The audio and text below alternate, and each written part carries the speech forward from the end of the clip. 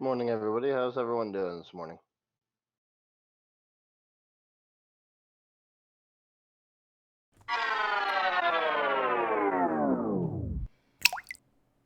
Hey everybody, here we are. Welcome back. This is Anne, and we are on Reaper Pro Tips Toolbox something live. I don't know. Wednesday. How y'all doing? Let's see here. I see we have all the usual suspects. Oh, and Speedy Gold. I have not met you before. Hello. If you are new, welcome. I am Anne. I used to make the paint for Reaper. I actually made the Master Series paint line. All of it up until 2 months ago. Yes, everybody. Hi. Everybody. I am sleepy. I'm just a little bit drowsy today. It's one of those days. And what a glorious paint line it is. Thanks, Margaret. But yes. Hello, Planer. But yeah, we've got a glorious rock troll to paint today. So I'm doing all right. We can talk about a lot of things. A lot of things on this rock troll. He is rocky and trolly, but I still kind of want to paint him as like a troll color, even though he is rocky. We'll think about whether I regret that. I don't know. I really want to paint him trolly. He's going to be green rock. That's just the way it is. Just the way it is. I'm just feeling whimsical today. Plus, I had it in my mind that there was, a troll, and so it must be green. Old school. Ron Hawkins would support me in this. Morning, Rex. Yes, probably hamster. I've had my tea, but when you've just had a restless night of sleeping, it's like the caffeine is not enough. Not unless you IV it. And I'm trying to be less dependent on it, not more. I know, madness. Alrighty. Cool. Alright, let's go to it. Let's just get to it. Boom. So, many of you are familiar with this model, I assume, because he was one of the first, obviously he has a low number. Well, I guess he's got a high number, but wasn't he one of the first, he came out recently. He was popular when he came out. I remember that much. He came out before I left Reaper. So maybe I'm just, mixing up in my head that he's, I guess he's a regular Bones, too. Is he just regular Bones, Justin? And not black? Looks like. No, I think he's Bones Black because he was the free one for a while. Since he's a 4/4, I think that makes him a Bones Okay, Black. I thought he was one of the earliest Bones Black, but then we didn't have a black on the, he was had a plastic blister, so. Yeah, he's actually one of the very early Bones Black. Mm-hmm. Yeah, exactly. All right, cool. So today, guys, I decided that we're going to use the wet palette. We're going to paint fast, but we're going to talk about dramatic highlights, and we're also going to talk about a lot of Dungeon Dweller colors. I'm doing PDFs on these for my Patreon, and I also thought I would just use them today. I don't know how much Goblin Skin I'm going to use, but I wanted some other colors in there. So we're using these guys today. Troll hide, obviously, for obvious reasons. Because I'm predictable, yes. Especially when I have no brain cells. There's not a rule that you have to use troll hide to paint troll hide. There's not. However, I'm going to play to the curmudgeons today and absolutely embrace those people and gratify those people who insist that a paint must be named what it is. I will probably regret this, however. It is not my personal belief system. Normally, I use whatever color for whatever. And you should know this by the fact that I'm also proposing to use Knoll Pelt and Goblin Skin on a troll, therefore. So maybe he's got unusual mixed parentage, but hey, Xandercles. Yeah. Hopefully, a lot of people like these colors. For those who do not own the Dungeon Dweller sets, your Dungeon Dweller paint sets look like these, and there are two. There's the black set and the red set. And there's a set I drop on the floor because I'm so coordinated today. So coordinated. Obviously, I'm a danger to myself and others today, as the old MST3K song goes. I'll try to keep a safe distance. Yeah, keep a safe distance, David. Definitely. It's a good thing we've got, several layers of physical matter between you and I, so I can't fling random paint bottles or brushes in your direction. So... please don't test that. So, we're working with the wet palette again. And the reason we are doing this is because I want to paint fast. And I like using the wet palette to paint fast. I was highly gratified at how my bed mocking beast, i.e. mimic, turned out. So I thought that we would keep up that trend. And I'm going to show you kind of how some of these colors work together. Because a lot of the monster hide colors work together really well. So let's get ogre. Oh, and I'm using ogre flesh. So I'm using goblin and ogre and gnoll and troll. And then I'm using vampiric mist because as Iffy points out, vampiric mist is a white. It's an off-white. It's actually a purpley gray off-white. And I like trolls to have pale bellies. So let's see here. So we got our troll, got our ogre. Our ogre needed to be mixed up a little bit better before it got on the palette. Obviously, it's a little bit smoochy. Has a little bit too much binder in it. There. And then I picked goblin skin just to have an opposing, kind of just a different sort of color. I don't know if I'll use it or where I'll use it, but I'm putting it on my palette anyway. Oh, but it does have a lot of watery binder. Make sure you shake your paints well. If especially if you haven't used them for a while, and I haven't used goblin skin for a very long time, so it tends to separate over time. This is why I tell you, shake all your paints at least once every year or two. Otherwise, they will separate out, and it can become permanent over time. Probably takes more than a couple years, but if you just kind of get it in your head to shake them every once in a while, your paints can stay good for over a decade. Well over a decade. All right. Yeah, all the monsters. Yeah, just go with you are what you eat, then the troll can be any color. Good point, Nistim. Good point. Good morning, everybody who just signed in. Where are my glasses? I cannot see a troll without glasses. Well, I cannot see the details on a troll. So, let's see. Oh, you know what I'm missing, though? I'm missing a really dramatic shadow. So, I think for troll hide, do we want to do it usual or do we want to switch it up? Let's use some black indigo. Just for fun. It'll be out soon enough. You could also use walnut if you don't want to use black indigo or you don't have black indigo, since I try not to use colors that are not readily available. But I think some of his gemstones are going to end up purple, so I'm kind of liking the idea of putting in the black indigo shadow right away. So our colors then. Our primary color is going to be troll hide. We're going to play around with introducing various other colors into the troll hide. Those other colors, there's Gnoll Pelt makes an obvious highlight for troll hide. When you are working with an olive green, if it's at all vivid at all, if it's really dark, like really, really dark, then maybe not. But if it's a medium dark or medium, you can always highlight it with a yellow ochre. Ogre skin is a good option for that. The other one is Palomino Gold. That's all great. And then, I don't know, like I said, I might use goblin skin to kind of like bring out his his nose and ears maybe a bit. Maybe the area around his mouth, just to get a contrasting color in there. It's not a complementary color, but it's, you know, it's moving apart on the color wheel, so you get a little bit more contrast out of it. I could also just go red with this, but then I'd you know, it's a little, I don't know, it's a little bit predictable. Maybe I'll decide to go with Succubus Kiss a bit in the end, but right now we're gonna just do with Goblin and see what I can do with that. And then our white today to mix in, so we've got a near black and a near white. And if you're going to paint fast and you're going to like kind of blend as you go, do try to have a very dark and a very light color on your palette so that you have options, right? So you don't have to stop when you're in the middle of stuff. Still not happy with how... I may have to remix this ogre thing. My ogre skin got a little bit too much binder. It wasn't mixed up quite enough. So if that happens on your wet palette or your wet palette, that's what Kleenexes are for. Wipe it off and re-squeeze, as they say.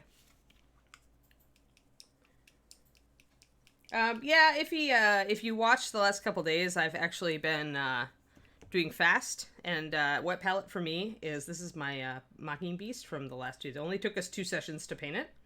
I still need to highlight the blue a bit on the mouth to make it look better, but I mean, all things considered, just throw a base on this and you're done. So I was pretty pleased with how fast it went and that I got paint on the whole model, so I decided that I was going to do that with Rock Troll too, because I really like Rock Troll, and I don't want to paint just a tiny bit of him. So yeah, thanks for the sub, Rax. Alright, 8 months. Most of them are, yeah, Shadow Spawn. The only one that's, Vampiric Mist is from the other Dungeon Dwellers. Black Indigo was a Reaper color that's also coming out in Bones 5. You could also use Walnut Brown 9136, or you could use Nightshade Purple 9022. Any off color black. I would go away from pure black just because I tend to go away from pure black, but I tend to like a little bit more complexity in my shadows, so I like using near blacks to saturated black. Maybe I should get out Succubus Kiss though. Or maybe we'll just save that for tomorrow so I can dig out my Succubus Kiss, because it's around here somewhere. But I'll be darned if I know where. I could use Cobalt Scale, I suppose. Oh, we could get little crazy and use all the monsters. All the monsters. We'll see. But anyway, that's what we're starting with. Yeah, Xandercles, and it was super fast. Super fast. So that's why we're wet paletting today. And as I explained earlier this week, although I'm a well palette girl for sure, especially when I'm doing really high-end work, blocking in tones with the wet palette has a definite utility for me. It makes me move faster, for one thing. It also, I think, is more useful to me if I'm laying down, trying to make myself do extreme contrast. I think the wet palette enables me to do that a little bit better than the well palette, which encourages me to go slowly and build up things gradually. So it doesn't, I have to work harder to make myself go with dramatic effects, like dramatic lighting, if I work on a well palette. Now, this is all idiosyncrasies of me, but kind of keep in mind, like, what your idiosyncrasies might be. Like, maybe you have a habit that's involved, with a particular type of palette. And if you can figure out, like, how that's impacting your painting style, if you don't like that thing, then you can change it. But if you never realize it, then you're not going to be able to change it. So kind of keep an eye on yourself. And for me, it definitely, I want to remove a couple of mold lines here, just so I don't have the really annoying ones. So for me, yeah, when I work with my super thin paint and I do my super fine blends and textures, I love that. That's like one of my favorite parts of painting. But in the early stages, it discourages me from making big, broad, sweeping statements on the model. Like, if I want a really dramatic light source on the whole thing, then I have to build it up so slowly that I often struggle with it. So things like that, kind of keep an eye out on yourself as you paint for things like that. One of my new patrons just emailed me back the other day, and if she's watching today, she asked for this information, so I'm going to actually give it to you in summary, my dear. And then maybe I'll do something for the Patreon on it. Just like a quick little... I'm debating doing like little lessons on the Patreon to help you guys develop like brush control and techniques. So what she asked is there an order, a particular order, that a new painter should work on various techniques? And the answer is yes and no, really. I suppose there's an order that makes sense to a lot of people. But that said, I'm somebody who learned to layer before she learned to dry brush, so I tend to like just leave dry brushing out of there. The order that most people will tell you is base coat, dry brush, wash, layering, glazing, and then, if you want to add in a two brush or a wet blending technique, you can. And then, like they'll say, learn blending, then learn textures, somewhere in there, specialty techniques like textures and OSL, which is other source lighting. It's making a separate light source, like glowing eyes or glowing weapon or whatever. Or having two light sources on a figure, like a flaming sword and a normal light source. Things like that. Non-metallic metal, which is painting metal in fashion, not using metallic paints. A lot of those what I call conceptual techniques, they're not mechanical techniques, right? So I make a definite distinction between what I'll call mechanical techniques, like learning to layer dry or wet on dry. He has a little pebble in his mouth, on his eye. I'm getting annoyed at it. So I use an X-Acto knife for cleaning, as you can see. And often I will just do this, kind of use the tip, just the very tip of it, to try to get stubborn little bits off. Sometimes it backfires on me. There we go. I find that files aren't as effective on bones, so I tend to go with the knife when I can. And I tend to use the tip to scrape off little bits of plastic that may have gotten caught. So really your mechanical techniques then are the ones that are dealing with building brush control, building knowledge of paint consistency, and the way that you actually apply the paint to the model. Let me get in focus here. More in focus anyway. All right. Hey, Twisted Oma. Welcome back. Never, Xandercles, never. I actually explained this a couple of days ago, but I'll go into it again briefly. And if you're on my Patreon, there's a $5 PDF from last year about the Reaper additives, and that includes drying retarder. I don't like drying retarder for two reasons. One is that it changes the finish of the paint, and two is that it changes the adhesion of the paint. It will harm the adhesion, so the paint will not stick as well to the model. It will not be as durable. So I don't use it. I don't find it necessary, even wet blending, as you will see shortly. Let's move our paint and get on this. So we've got our colors laid out. Troll Hide's going to be our main. I'm going to work with the Knoll Pelt. Then I'm going to work with Knoll Pelt into Ogre Skin, maybe with a little bit of Vampiric Mist added. And we'll work from there. And I may need a lot more Troll Flesh than I've got currently open. But we'll see.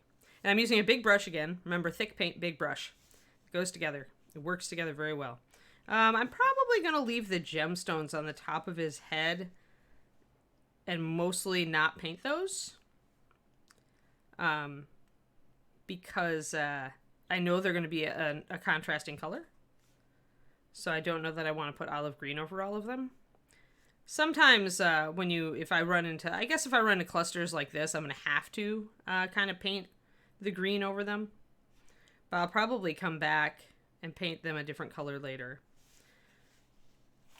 So blocking in some Troll Flesh on him.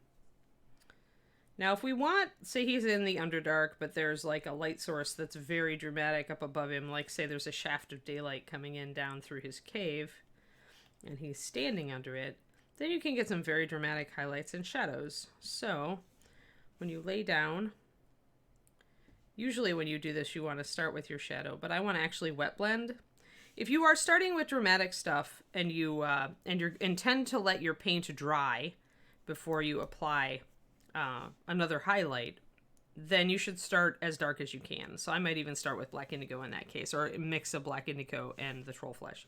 But if you're gonna wet blend, it's different, right? Because if you start with your shadow probably has a lot of black in it, and wet blending is gonna give you an ashy result. So you don't necessarily want to start with your shadow color if you're going for a dramatic effect, if you are wet blending. So people like Sergio, who is very well known for his dramatic effects, he works dry over wet, so he doesn't do wet blending. I like wet blending for speed, so for me, I know I'm going to be wet blending, therefore I'm going to start with the Troll Flesh and start blocking in my shadows. Now I have a lot of paint on this model. Right away I noticed that on my base coat I've laid down a lot of paint, so I'm not getting like too super dark. And part of the reason I laid down a lot of paint was that I knew that it would stay wet for longer. So if you're having problems with wet blending, notice how much paint you're putting down on the model, because if you load on a thicker coat, if you can do that without losing control of it, you can blend for longer. Let's see, want a shadow underneath his lower lip there. Shadow above the chin, always. Boom. I do still have a lot of paint on the model. Of course, the problem with a lot of paint on the model is then that you don't get a really dark shadow because you're blending it in. I should not pay too much attention to the nose because I'm thinking of painting it a different color. And you also don't have to worry about perfect blending at this stage. That's the great thing about all this, is that you're roughing it in. You can always come back and you can always improve on it, right? This is like the rough draft of writing. You are doing a rough draft on your miniature. It does not need to look awesome out the gate. You just need to worry about, am I placing my highlights and shadows where they need to go? Does it look right? And one way that a lot of my friends judge this is by holding the mini out at arm's length and seeing if it looks correct, if the shadows are going in logical places. Painting a model as if it's in Moonlight is totally possible. All you have to do is look up, like there's plenty of paintings out there, 2D paintings that do it. And there also have been plenty of miniatures who do it. I'm trying to remember which book I have. I think it was a Painting Horses book where somebody did like a 90mm cavalryman as if he was in Moonlight. It's totally possible. I mean, I told people yesterday that they should go look up examples and maybe look up James Gurney's blog entry about Moonlight and what color it really is and stuff like that. I don't have a model for it right now. I may do it, but I don't have a logical model for it right now, I guess. Or one that I want to try it on. I've never done it, so it's going to be an experiment if we do it. It's very wet, so it's hard to see my shadows here. As the paint starts to dry, I have to be more careful so I don't strip it up. So when I'm adding in the shadows, I have to make sure I'm working with some wet paint already in there. I think I do want to try to work with my goblin skin a little bit on the ears. Make some contrast here. See if I need to actually go with Kobold Scale instead. Now, the orange and green is a color scheme that we would call, it's in the secondary colors triad, right? So secondary colors are green, orange, purple. So I've got a green skin,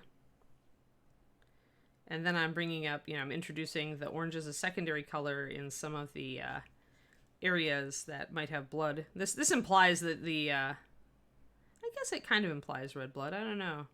It technically it wouldn't. It would imply like orange blood or yellow blood or something. Who knows? He's a troll. I have no idea what color his blood is, but that's what I'm going with. So, but anyway, so with a secondary color scheme, you can go just with two. So I could just make oranges and greens the main colors of this piece, but not worry about purple. Or you could go green and purple, or you could go orange and purple. Yeah, you don't have to use all three colors in a secondary color scheme. Though it does look good if you do. All right, so I'm losing, his teeth are in there. So what this is allowing me to do, since I'm working on it wet, is it's allowing me to blend from green to orange with pretty smooth results. So that's, if you ever want to do that, if you're trying to add a color like this, like if you're, a lot of people when they do green skinned models, they'll work with a red or a fleshy color for the nose and the lips and the earlobes where there'd be more blood flow on a human, right? So that's what I'm doing here.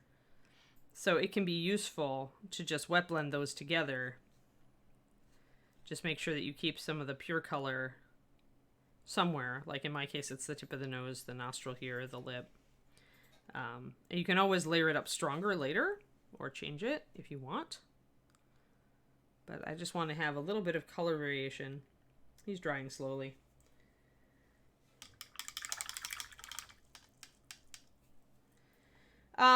It wouldn't, Pendrake. Werewolf would be very boring. I mean, it would, the thing about Moonlight is it's going to change the color of everything on the model. So if your model is one color, like a werewolf, I mean, it won't necessarily carry the effect. Yeah, I'll have to think about that one, guys. I mean, I can do it, but, like I said, I've never done it before, so it involves research. I'm going to start wet blending some troll flesh with some knoll pelt now and see if I like that color. If I don't, I'm just going to use probably ogre skin to blend up these skin tones. The thing about the knoll pelt is that it's not very different from the troll. It's just lighter, right? So I may feel that I don't get enough contrast with it. We'll have to see. We are, as you can see, very, very wet paint still. Very, very wet paint. You can see the shinies.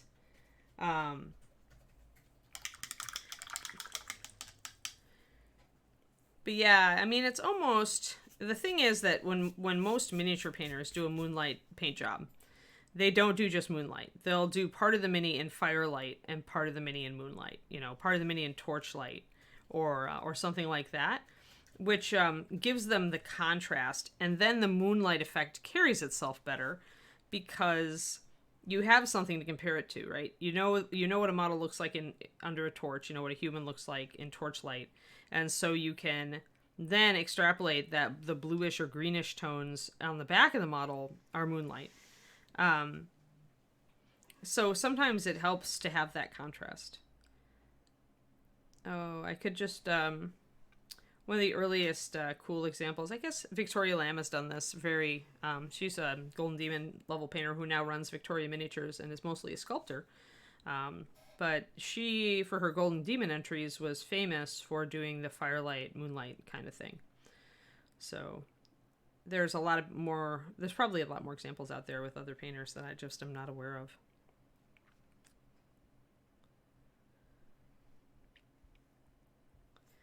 But I think it is most successful when it's done as a contrast between a warm light source and a cool light source. We'll at least get the face done. I need to start bringing this up. I'm going to try mixing some ogre skin and see if that's way yellow. That's going to be way yellow. All right. Yellow ochre is really the color to highlight any olive green with it if you want it to go up to a really bright olivey color.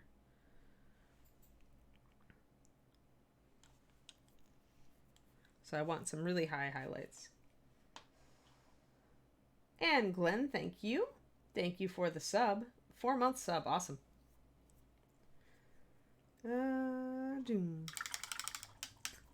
Let's see here. For a more natural highlight, I probably don't want to go as yellow.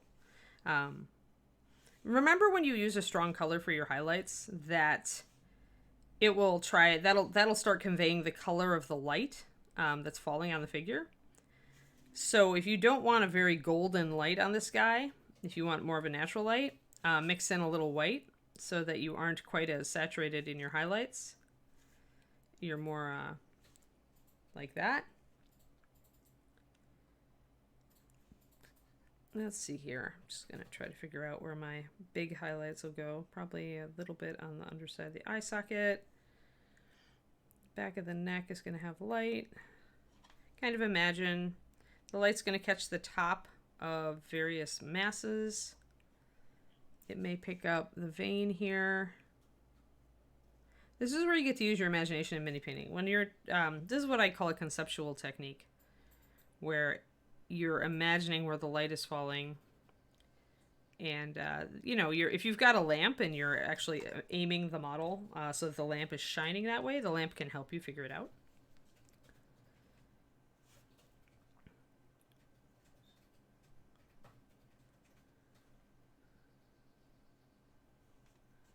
Let's see, gotta get that chin. The ogre flesh plus the troll flesh is actually making a color that's just like the knoll, so I probably can just grab the knoll and mix some some sorcerer vampiric mist into it for my highlight color.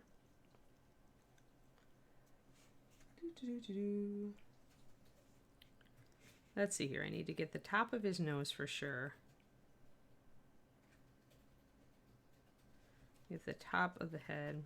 Want to suggest strong light. Want to probably hit a highlight on the lip and a highlight on the top of the chin. There's going to be a pretty strong highlight coming down the nose here, so now it gets interesting. Since I've already wet blended this area, I have to figure out how I'm going to suggest this, and probably I'm just going to be really extreme and pop my highlights and then try to blend them in. And I know that I blended my goblin and my kobold earlier, so while it is still wet, I'm going to come in with those colors. Sorry, my troll and my goblin earlier. Blend that line. And again, remember, if you don't blend it, if you lose your window, if your paint dries, it's not a big deal. Then you just go back in with layering. It's just slower. So one thing I will add to people who are beginners and who are looking at which techniques they should try is that every technique has kind of a speed And I don't normally recommend wet blending as a necessary technique. I consider it something you can supplement with. It's a good idea to learn how to do it because it's another tool in your toolbox. But you could do everything painting wet paint over dry paint and you'd get fine results. So you can try wet blending if you really don't gel with it or it doesn't work, because sometimes if you're in a really arid climate, trying to get wet blending to work is really obnoxious, almost impossible. Don't despair and think you're never going to be a good painter if you don't wet blend. I mean, I use it mostly when I'm being fast or to do spot blends where I have a layer that I can see, and so I just grab a little bit of my two colors and kind of spot blend them on the model real quick. So, alright, so that's got the nose. Now I need to really get the light falling on the side of the face here. So, grabbing some Knoll and some Vampiric Mist, mixing them together. I could use a little more water in that mix.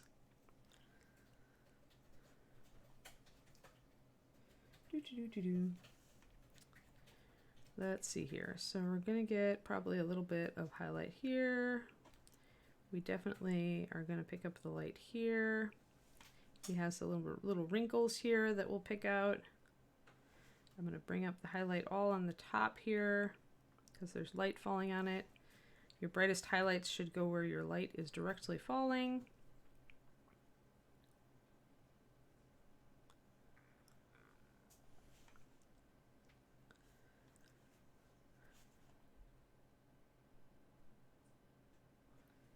Let's see.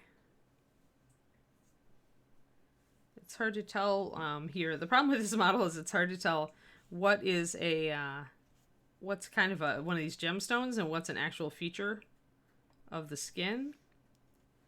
So I'm having a little bit of problem figuring out what's what on this skin tone. Just because I know that it's pebbly, so some of the face is a little bit unclear to me. And, you know, when you run into that, just go with it. Interpret it. Run with it. Don't let anybody tell you that you painted it wrong. If you think it looks fine, then rock it.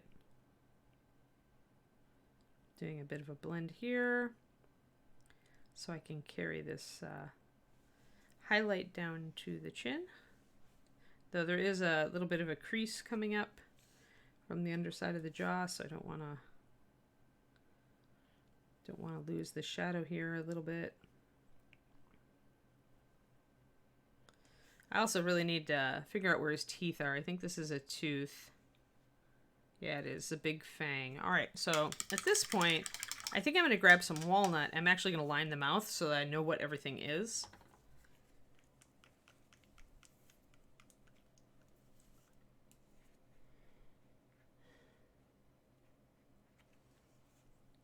Every choice you make is an artistic choice, technically. So I'm just trying to bring up a lot of light up here. I may have too many dark shadows up here, so I'm going to have to make those a little bit less dark. We can do that with glazing. So I'm going to paint the teeth dark so that I don't forget that they're teeth. And hopefully it will make the line of my mouth stick out a little bit more.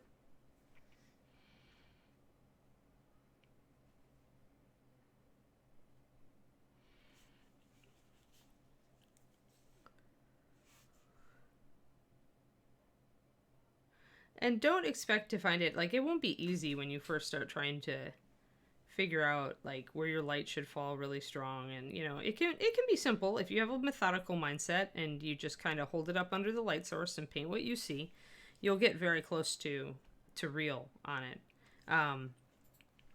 But it'll take a while until you can just look at a model and kind of envision where all your light sources should be. So really, on top of his head here, everything should be light. So I made a mistake in doing a dark shadow here, so I'm going to actually come in. And this is the scary part.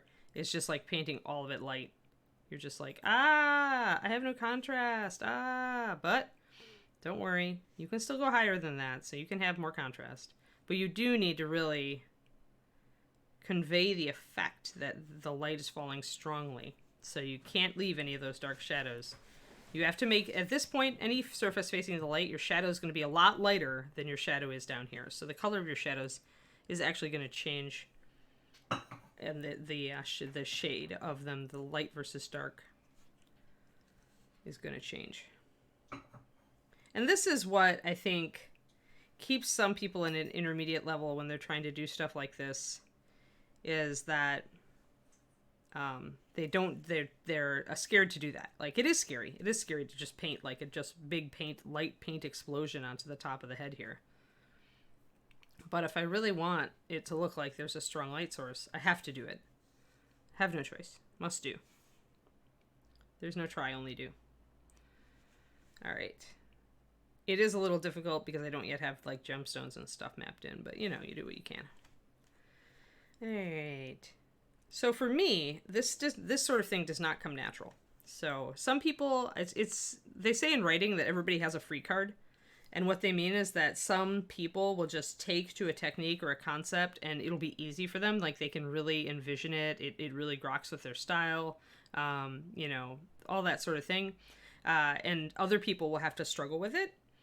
Just because, but they might get good at something else. So like in writing, you know, there are writers who are amazing at dialogue out the gate. There are writers that are amazing at world building out the gate, you know, but they may struggle with other things. The guy who is really good at dialogue may struggle with world building, and etc. And I find that it is very much the same in painting.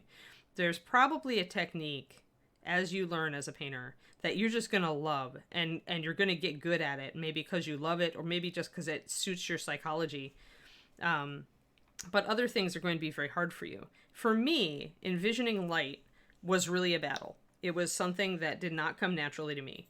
Color is my free card. Like, I love playing with colors, and I'm very comfortable with color. I'm comfortable with mixing it even before I made the paint line.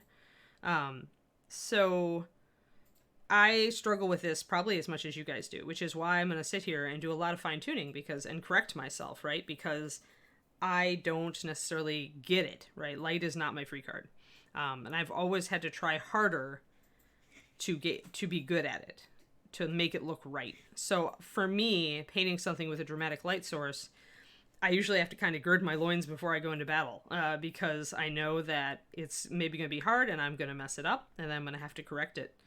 And it's not going to be just easy like, you know, smooth blends and awesome color glazes are for me. So, and freehand is also, possibly because I'm, you know, also a 2D artist, and so brush control, I had a lot of brush control from the get-go because I hold my brush like I hold a pencil. So it was really just at that point learning the consistency of paint to put on the brush to get it to look right.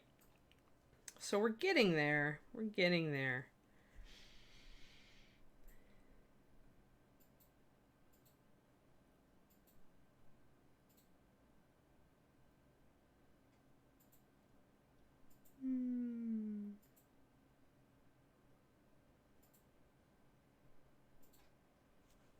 Well, no, you don't, Mathophile. Yeah, I mean, there is miniature painting in the Borderlands style. I mean, David and I both really love that art style. But if you're trying to do a dramatic lighting effect, there's a certain, contrast of light and shadow that you need to pull off. So you don't have to. No, you can choose to paint stuff cel-shaded if you want. And, you know, there was something, was it the horror entry last year? I forget which painter it was, David, who did all the horror, like, comic book covers. But was it Jessica? Jessica Bathory. Yeah. Actually, she's changed her name, hasn't she? I have no idea. I don't. She got married. Oh, okay, cool.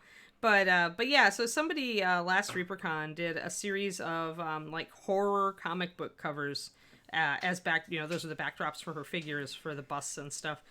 It was totally a different style. I think she did pull gold because they were just really awesome. Sure. Yeah, she got my best in show vote too. Yeah, because it was a totally different style. So I really liked it.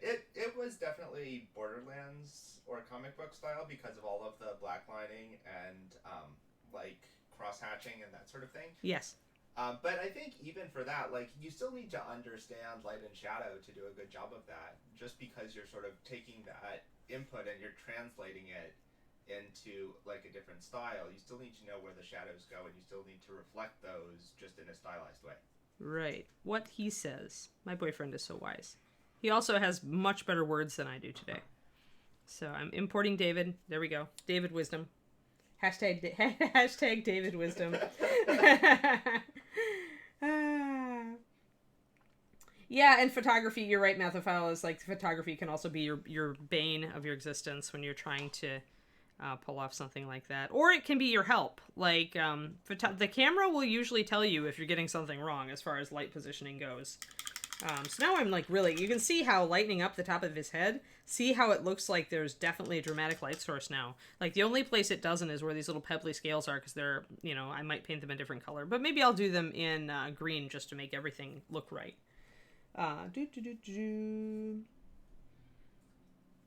Let's see. Yeah, consistency of paint is huge, Zeistis. Like, learning paint consistency is really, I think, the top. That and brush control. It's paint consistency and brush control are the two things to work on if you feel that you're like a bronze level painter looking to get to intermediate. And then attention to detail, like learning that even small things need to be highlighted, you know, things like that, and getting your highlights down in your shadows. Cell shaded, yeah, it's like comic book shading pen rate, kind of. But Borderlands, the video game, does it all like that. It looks like it's a comic book. It's really, really cool. It's a beautiful game. If you haven't, and it's funny. If you haven't played Borderlands, I recommend it. David and I played through all of them. But it's a beautiful effect. And you can do quite a bit with it. They do quite a bit with it because they're very, very cunning about it. They do their black lining, but then they do semi-realistic shading within the boundaries of that. So, or highlighting rather. So their shading is all very, very black, you know, line. But then their highlighting is subtle sometimes. So, and has realistic effects in it. So they do it very well. So, all right. So if I really want this to translate, I'm going to have to add a highlight to the top of these little pebbly scale things. At least a bit. I probably tackled I don't know what drove me to, on a day when my brain was lacking cells, decide to tackle a subject that is difficult for me. But this is, I guess I'm just masochistic today. There we go. So we got some highlights in there now. Let's get him up here. This is very rough, but again, this is your rough draft. You want to start with correct highlighting so that you can then go in and make it good. But if you don't start with the right highlight and shadow placement at the beginning, then you're just going to be highlighting and shading something that isn't quite right, and your light source won't look correct. So I'm going to do the back of his ear here because it's not painted. So it's like you got to get your basic thing right, then you can tune it. That's this painting style. Like I said, usually I don't do this. Usually I work everything up gradually. I tune everything gradually. I go very slow. And that's what I enjoy doing, usually. But on stream, I kind of like getting a lot of progress in a short period of time. So I figured that wet blending base coats might be the way to go for you guys. And I'm just doing like a lot of spot blends. Like I'm constantly grabbing some of my Knoll and mixing it with the Vampiric Mist, or I'm mixing it with a little bit of the yellow, or a little bit of that, or a little bit of Troll. And I'm just doing these little spot mixes here. You can see this one has Goblin in it. It's like a mix of Troll and the Goblin. This is more the Knoll with the Vampiric Mist. This is somewhere in between there. So pretty much just picking up what I think I need at any given time.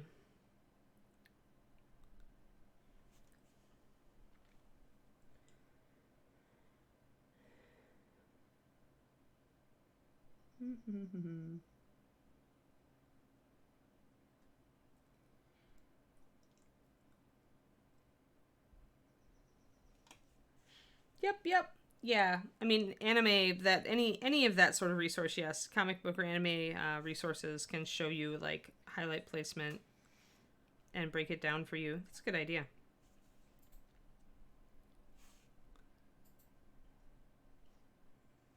This is all facing upward, so it needs a little bit less of a deep shadow. Let's see here. We want to leave some really deep dark shadows, because that's what makes us look dramatic. I think that's a little bit light there. So if ever I feel like something is a little bit too light, I can mix up a glaze of the troll color, the dark color, and just knock it down a little bit without losing it. I do feel like that upper lip needs to have a little bit of light, but not a lot. So if I bring it in and it's too light, I need to knock it down a little bit. Don't want to get, I'm getting stuff on my my teeth too. He has a weird shaped upper mouth here. There's a lot of weird masses in here that I'm not sure about.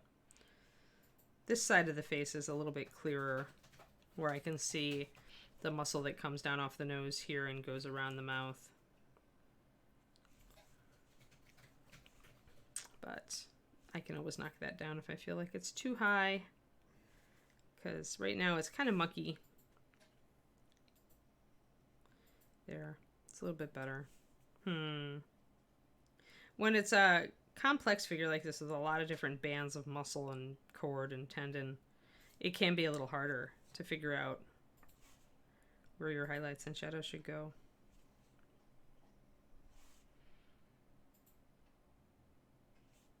There.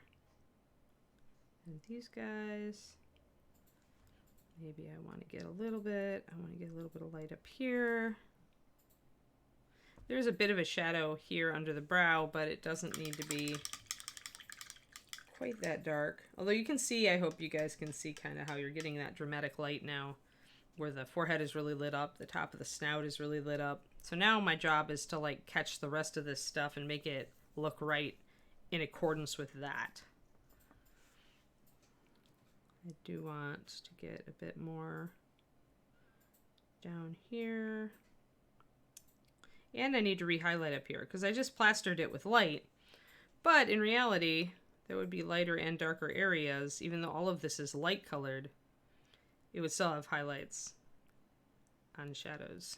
They'd just be more akin to what we see elsewhere.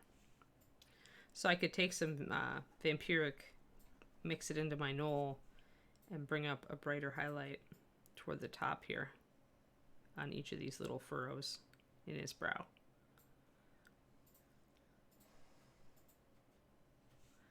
And on the very top of here, and on the top of here. And I could grab that and grab it, put a little bit of here. Essentially use it to bring out, I did put a little bit, that was way too thick paint. So when you have thick paint and you try to do a fine stroke like the one under the eyelid here, on the up and lower eyelid, that's a lot of what you get. You get a broken up stripe that didn't go exactly where you wanted it to go. This is why it's important to learn paint consistency and thinning. Because if I had done that with a thinner paint, I would have had no problem here. But now I have to thin this line down and put it right where I wanted it, or repaint the whole thing. At this point, I think I actually want to try and figure out how big his eyes are and where I think his eyes are tiny and he's got a secondary lid. It's hard to tell where his eyes are. I think that that's the case though. I think that we have kind of an underlid there. Maybe I'll make it orange to make it stand out. And then here,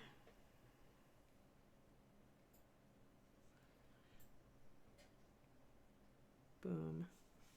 Need to refine that. If you blur a little bit, no big deal. Grab some of your black indigo or your walnut. Kind of outline, thin down that area. All right. Let's see here. Now I want to paint his eyes dark like I usually do. So I'm using walnut to black them in. Then I've got to figure out what color I want them to be.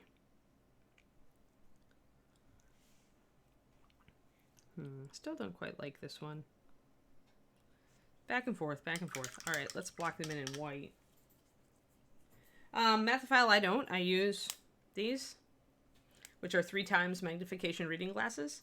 Magnifying glasses always bug me because they got between me and the mini. And the Optivisor also is just too far out for my eyes, so I always would hit it with my brush.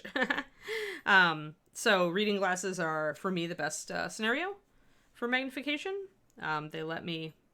If you already wear glasses, I know that the Optivisors, really... or a magnifier is what you've got to go with. So just make, your mileage may vary and choose what works for you. For me, the reading glasses are very much my most user-friendly magnification.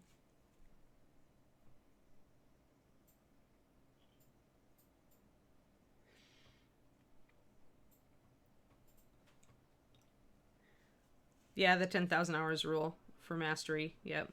I think that, sometimes I think that's very much a generalization. If those people putting in 10,000 plus hours were like me, then a lot of time was spent loafing and mucking about. I think if they measured actual hours, they'd be closer to maybe 6,000 or 7,000. But but it is true that the more you do something, the better you get at it.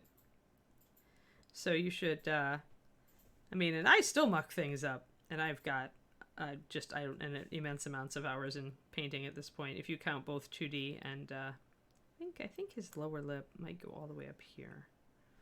Yeah, I think so. Yeah, his lip comes way up, so I'm gonna actually bring that in. That's gonna make him smile. Then he looks better. Messing around with my goblin-y color.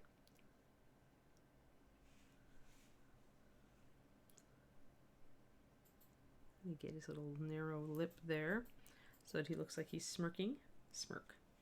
Still haven't come down a lot to the bottom of the face, but we're getting there. We're getting there. Trying to make everything read right. Yeah, double magnification, huh, Shadow Swan? The thing that to remember about magnification, though, is that it can backfire on you a bit. And what I mean by that is that I tried working with an Optivisor with a 10 plus, like a very high magnification, so equal to reading glasses plus Optivisor plus a bit. And although this can let you see things very closely, it can also lead you to do stuff that really the naked eye isn't gonna detect. Like, you can get so fine with your highlights or your whatever, but then you hold it at arm's length and you really can't see anything. And so it can deceive you into thinking that you're doing a great job, but really you're being so micro-focused that you don't pull off the effect in normal light with normal vision, which is how most people are going to look at your model. So do be aware of that. And I think also it may lead you to hyper-focus a bit, to your detriment, perhaps. Because you're focusing so much on tiny areas of the model, and you're not necessarily looking at the whole model. So just be aware of that when you're using a lot of magnification. You always want to look at it out away from you a bit and see if it looks good, or hand it to your friend or your wife or your husband and say, hey, does this suck? Or have them tell you what part they like and what part they don't like. Often that's a better question, especially for people who aren't painters. They can still give you a lot of valuable information by telling you what part they like the best and what part they don't, because chances are the part they like the best is something that's sticking out to them right away. And that gives you useful information about what people are looking at on your model. And if it's not what you want them to look at, then you have to question whether, you need to change some things. And once again, I'm just coming back in. I'm blocking in a little bit more light. I want a lot of light on this. And I'm obliterating some shadows, making sure that I've got... We definitely need a highlight there. This line here that comes off the nose, the smile line, the tendon that goes around here, definitely should pick up some light. So making it a little stronger there makes the face come out nicely.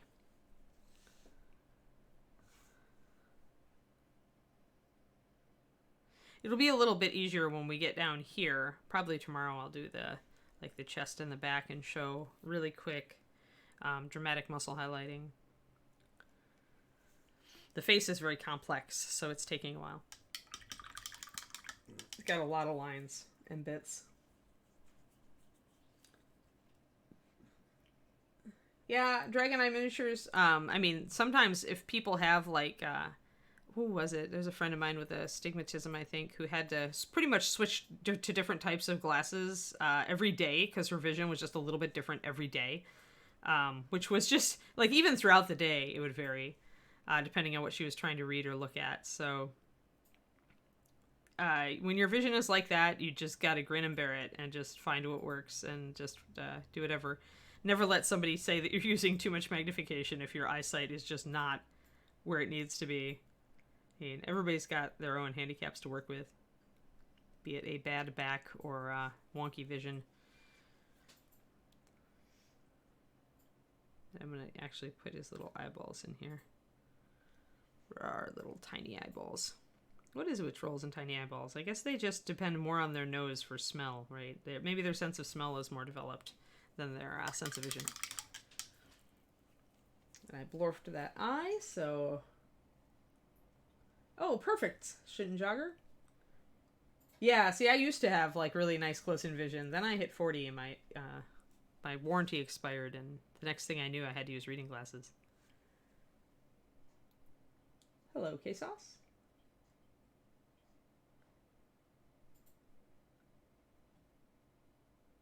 Ha! Coronico. Yep, that's just a case of asking the wrong person then.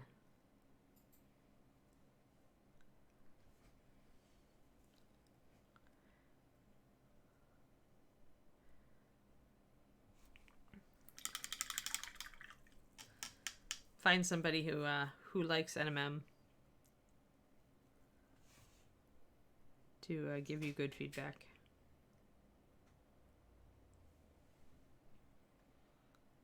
Alright, so now I'm taking my black indigo and I'm actually deepening the shadow in those eye sockets.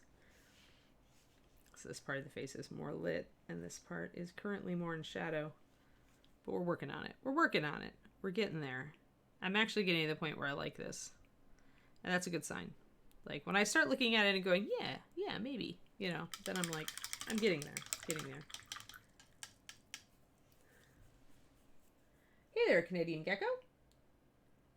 I've been painting forever. My name is Ann Forster, and I am Reaper Miniatures ex-staff painter and the designer of their Master Series paint lines. So for 17 years, I worked for Reaper as a staff painter and also as their paint line developer, primarily the paint line developer. For up to a couple months ago, I mixed every batch of Master Series by hand. But then I moved to California to be with my guy. So now I'm working remotely, but I've been painting since from a very young age. My parents always encouraged us to experiment with art, and so I was drawing from a young age, and then I picked up my first miniature at around age 9 and made a total hash of it. I think I dipped it in a bottle of Tester's enamel. So, you know, I don't count that as painting, but I would say I got serious about getting better about my painting when I got to college. So if I count years, that's scary. It's scary to count years from college.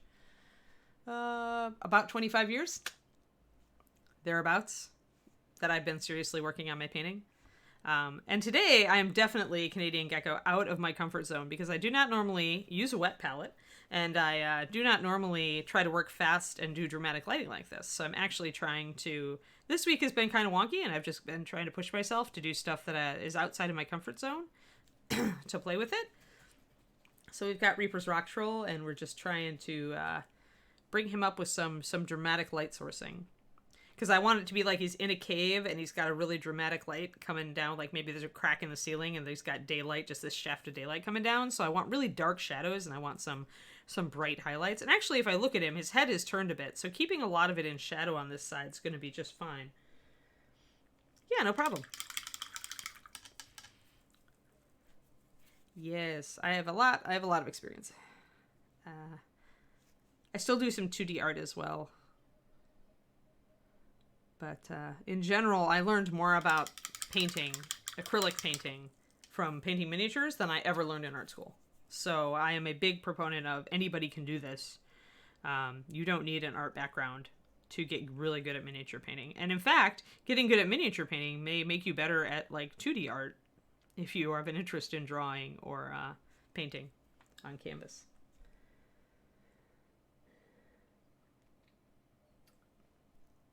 Oh, Planer cunningly dropping the link to... Planer and Margaret cunningly dropping the link to my Patreon. Yes, I should say, since I quit Reaper, my Patreon is my main source of income. So I do plug it. I do love it. I do a lot of content for it every month. And it is patreon.com/paintingbig. And I should have a piece of content for $10 tier up today. I have to do some video editing today. It's on my docket after my stream. It's another example of getting out of my comfort zone because I never knew anything about doing video until I started the Patreon. So I am not the best videoer in existence, but I do try.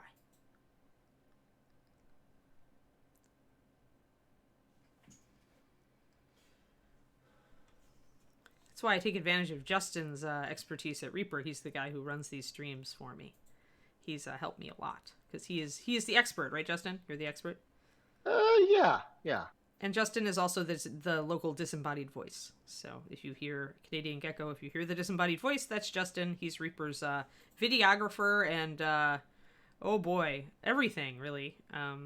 Justin wears a lot of hats and has worn a lot of hats at the company.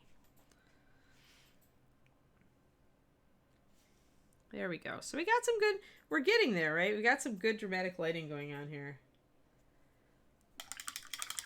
Yes, and then sometimes we also get Reaper John on here. Right, yeah, Liberalski, exactly. If you're bad with like how to create shapes and at least then if you're good with colors, shading and highlighting, then miniature painting is a great way to get into the arts. And you can take it as basic or as advanced as you want it. The basic techniques are easy to learn, but take time to master. I need to bring the chin up. I need a little bit more light here. Now I'm fine-tuning. I'm like trying to find places where I need to accentuate the light right at the top of areas. Remember also the shape of the highlight's important, guys. So like if you've got a rounded area like this big neck muscle here, you want your highlight to be kind of a rounded shape too, to bring out that muscle mass and not make it look flat. So making your highlight a little rounder. This is a little flat right now. I'm going to bring in a little bit more paint and make it a little rounder. Probably need a little more dark though. Getting a little light here. So I need to darken that and kind of make a rounder highlight in general. And then bring it up a little lighter and make sure that I suggest that rounded shape.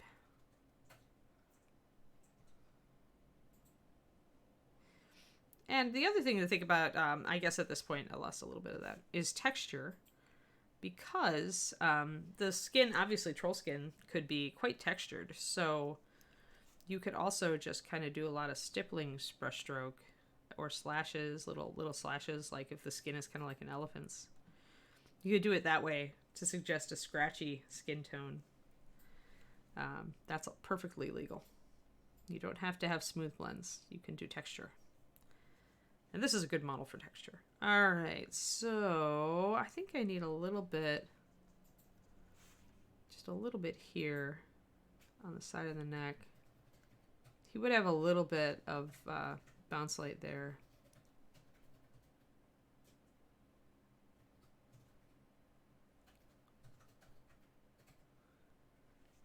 Trying to just get this to read right. And I'm going to hold it at arm's length. Arm's length.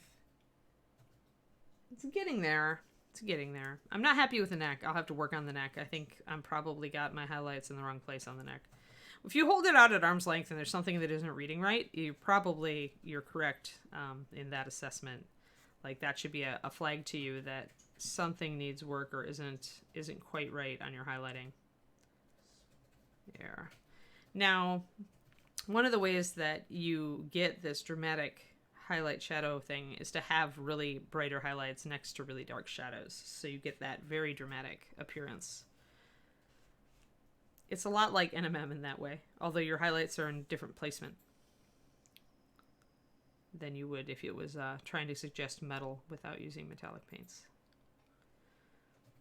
But once again, you're going for contrast.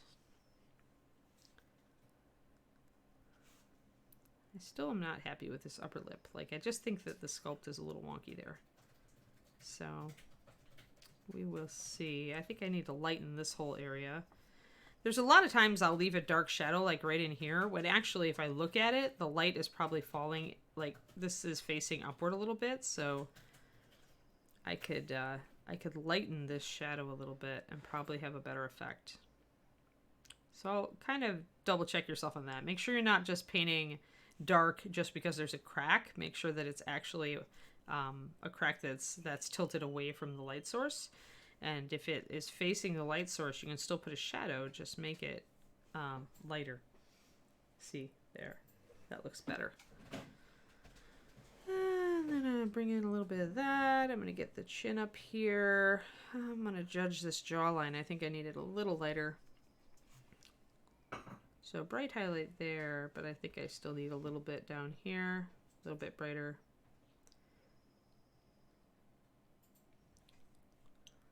And there. Really have to ask myself now, where is the light? Where does the light fall? His face is looking really wicked there.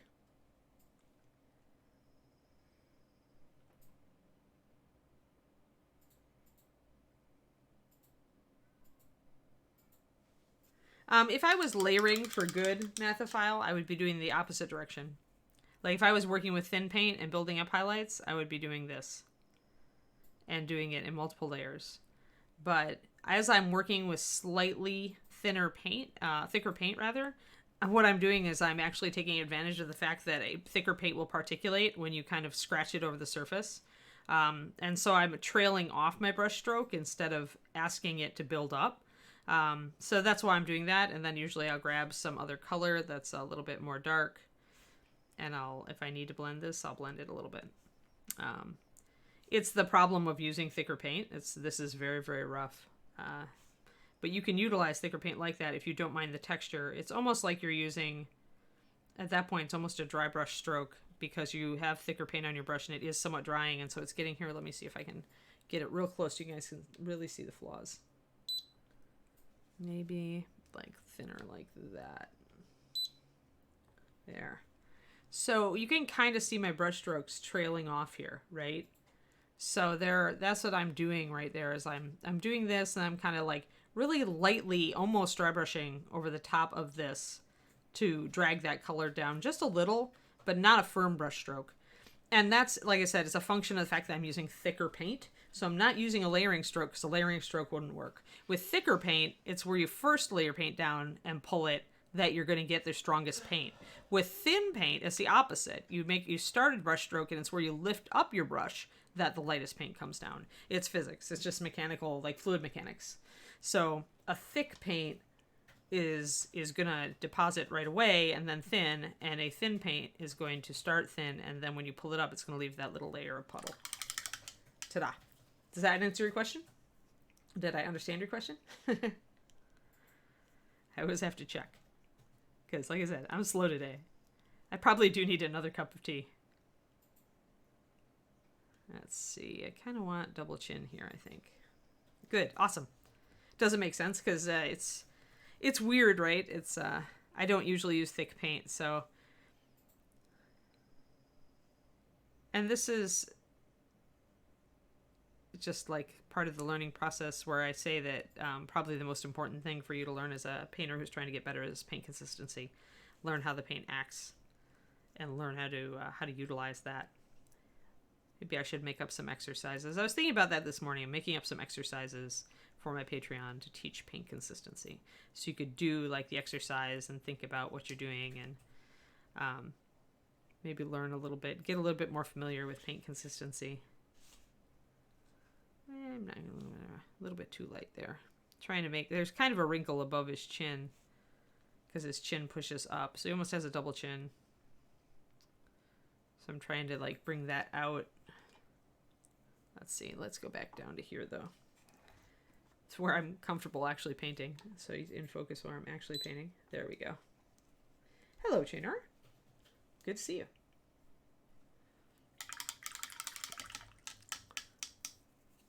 I think I want a dark shadow under that lip, though. I want to make sure I have a really dark shadow, so I'm going to take my black indigo and just block that in. The lip is a little bit thinner in the middle. And it's thick on the sides. So I can get away with a highlight down the middle there. Although I would have a shadow under the nose, so I probably need to block that in.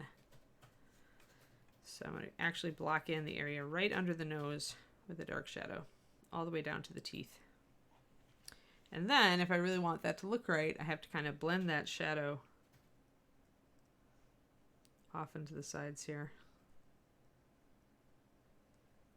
So the nose is going to cast a strong shadow there. I need to make sure that I'm doing that.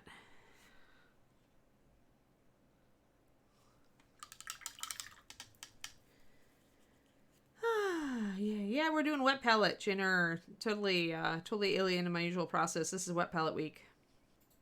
I decided that it would let me move a little faster to do a lot of wet blends when I'm setting up areas to show people things. So we're working on dramatic highlighting today.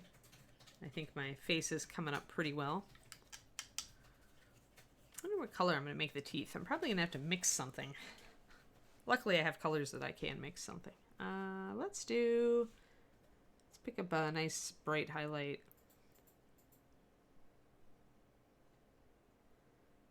Kind of in the middle.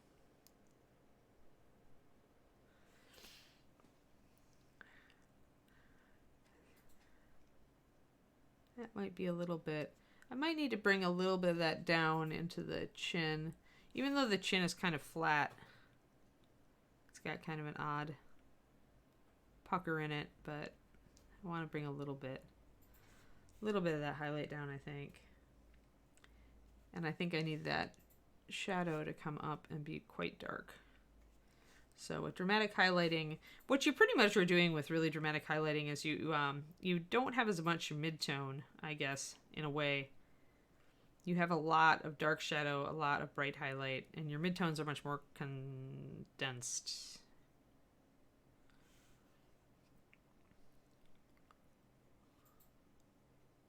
And if these are really deep wrinkles, then I need a dark shadow. It does tend to be a lot more cartoony in some ways of a style. Though you can certainly make it realistic, but that takes, I think, a lot of work. And a really good mastery of light to be very comfortable with it.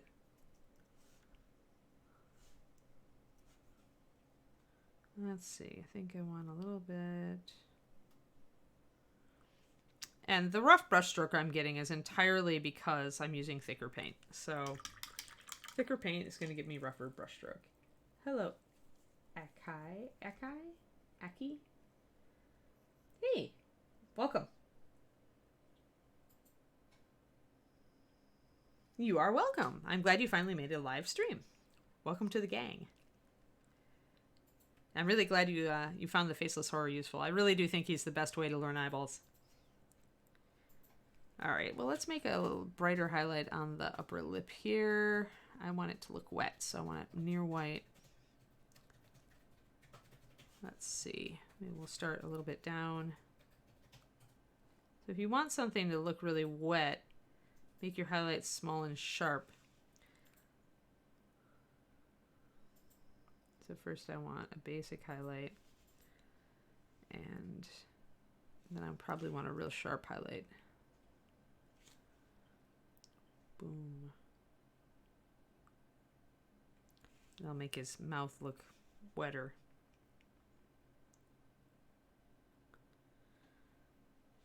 Yay. Rawr, he says. Okay, teeth, I think. Yeah, we are. Wow, we are running out of time. This has gone fast. Thanks, Channer. Yeah, it's really dramatic. I'm trying to go. He's high drama. Mr. Troll is high drama. I'm going to do his teeth real quick, and then we'll probably call it for the day. But tomorrow we'll do, like, the chest and show you guys, like, the chest and back are usually very good ways to practice dramatic highlighting, and they're very easy. You can use a directional light from your lamp to kind of see where your shadows should be and paint it accordingly. So it's a good way to practice this sort of highlighting. So let's see, what was I going to do? Oh, yeah, I was going to do teeth. I want a brown, dirty color, so I'm going to mix my goblin skin with a tiny touch of ochre. Then I'm going to mix in a little bit of my black indigo, and I'm actually going to get kind of a dirty brown color. Then when I add my mist color here, it'll go brown, kind of an off brown. And I can grab some of that orange, and I can maybe add a tiny bit more yellow to make the bottom part of it a little dirtier.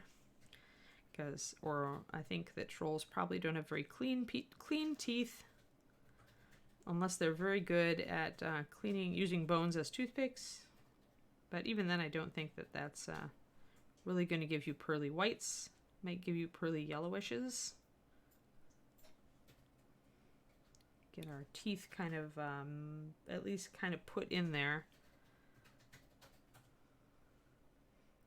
And then I'll bring them up to white toward the tips.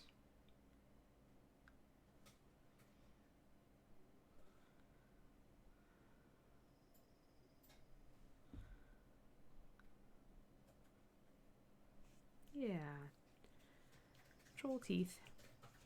So yeah, just mixing a brown or a brownish gray color for teeth and claws is really easy. I mean, just pretty much I put a reddish orange and a yellow and a blue together and got kind of mud, right? But that's what you want for a tooth color.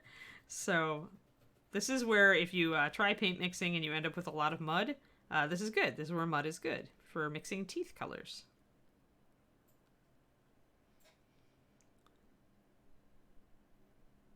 And then I added white to that, or an off-white, to highlight them closer to the tips.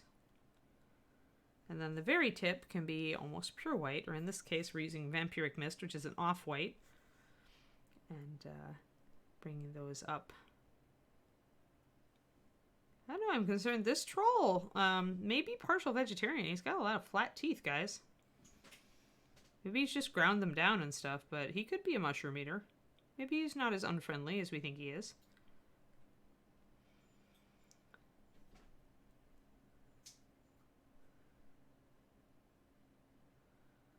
Alright, and bring up that tooth. So now we have a nice line of shiny teeth. And we have a face that's mostly in shadow on this side, just with some spot highlights, which I'm kind of liking, actually. I'm kind of liking the fact that maybe light is coming down like that. His head is tilted a little bit, you can see. So he would have more light on this side of his face than he would on this side. I still need to bring this up a bit, I think. But at least on the camera,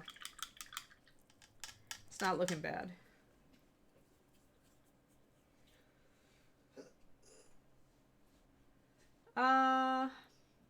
For the wet palette. Yeah, I'm not a wet palette user. I'll put up this disclaimer first. Usually I am in love with my well palette, and this is what I use for the majority of my painting. But since we're doing fast, I was doing wet blending. For me, I mean, a parchment, I actually let this piece of parchment dry on this wet palette last night, and then just wet it and wiped the old paint off before I came on this morning, and it's just fine. You want the wet palette to stay wet, so you want to be able to see the sponge through it. When you start having this dry edge, then it's probably time to add some water so that you don't get the curly edges. But I mean, parchment has I think parchment has a coating on it, so eventually you would destroy it. Most people I know just use parchment because it's easy to just ball up and toss away after your painting session. But people who leave their wet palettes, like put the lid on and leave it for like up to a week or a few days or whatever, your parchment will stay just fine in there. So I used to use the wet palette paper from Masterson's. Like, I actually like that stuff. I just didn't have time to prep a sheet this morning. So for that paper, you can actually wash it like with a hot sprayer attachment in your sink, and keep reusing it for quite a while, actually, until you think it just gets dirty enough that it bugs you, or it loses its coating and it's no longer as good. But the Masterson paper definitely wicks more water up through it than the parchment. So you got to pay attention to that because, and I think it does the other way as well. I think the Masterson paper actually pulls more paint down into its fibers as well compared to the parchment. So when you're dealing with different types of paper or parchment on the wet palette, they will act differently. So keep that in mind when you're learning stuff, right? Because for me, if I have my brush loaded on a piece of parchment, I can, if I need to thin my paint, I can just drag my brush a little bit over the surface of the palette and it'll pick up enough water to thin the paint a little bit.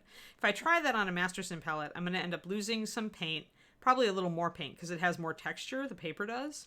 So I may not be able to do that precise technique, right? So depending on what you use, your mileage will vary.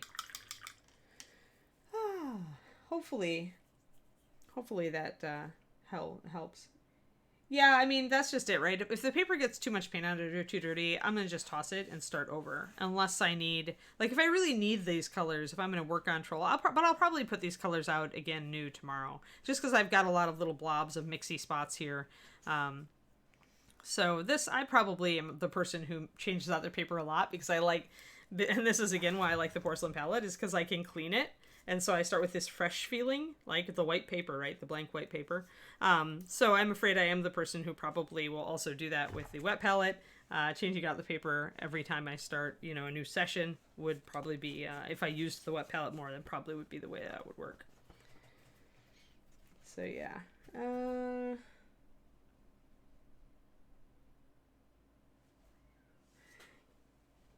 Hey there, Dwarf Mine. Yeah, long time no see.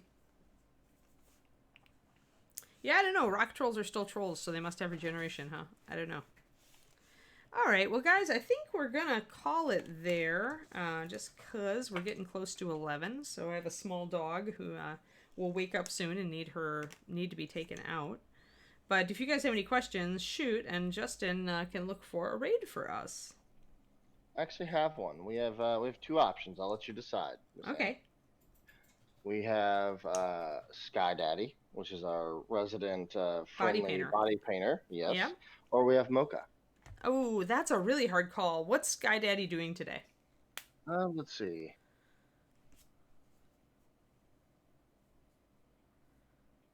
She's doing Josie from the Pussycat. Yeah, Josie and the Pussycat. Let's do Mocha then. Let's do Mocha. I like Mocha. Like, we've only rated Mocha like once since I've been on, so that would be cool. Hey, Art of Mike Disney, it's good to see you. And hey, no problem, Canadian Gecko. It was nice to meet you. Hope you get to show up for more streams in the future. And yeah, so we'll go over to Mocha. And Mocha, of course, is often at ReaperCon, and a lot of you guys know her. And so please pass on our love and stay for her stream for a little bit. And I will see you guys tomorrow. We'll do more dramatic lighting on the chest and back of the Mr. Rock Troll tomorrow. All right. Have a good one, guys. Thank you guys Keep very being much. awesome.